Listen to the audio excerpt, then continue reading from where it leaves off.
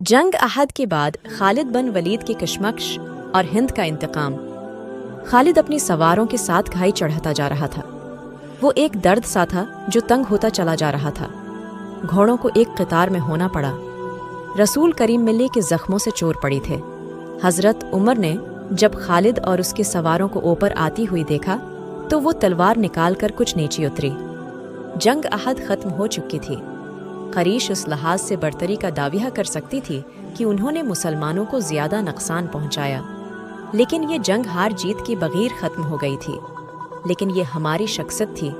खालिद को जैसी अपनी आवाज़ सुनाई दी। मुसलमानों की नफरी 700 थी और हम 3000 थी। हमारी पास 200 घोड़ी थी। हमारी फतह तब होती जब हम मोहम्मद एस को कत्ल कर देती। खालिद ने अपनी आप में झुंझुनाहट महसूस की। उस पर ऐसी कैफियत तारी हो गई कि उसकी दानत बजने लगी। उसी जंग का आखिरी मंजर याद आने लगा था। वो हर एक लाश को देखती थी। कोई लाश औंधी में न पड़ी हुई नजर आती तो वो पाँव के ठोकर से उस लाश को सीधा करके देखती थी। खड़ी देख क्या रही हो?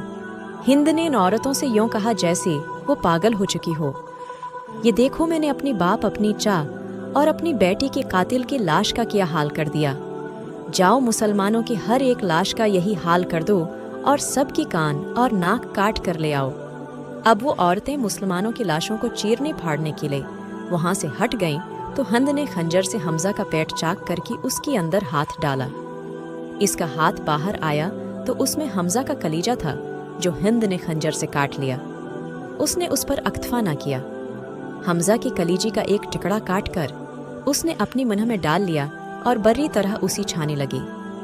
लेकिन थोड़ी देर बाद उसने कलीजी की उस ठकड़ी को अगल दिया। खालिद को दूर अबू सफियान खड़ा नजर आया। अबू सफियान, खालिद ने क़स्सी और हकारत की मिली जली लहजी में कहा, क्या तुम अपनी बीवी और उन औरतों की उस वहशियाना हरकत को पसंद कर रही हो?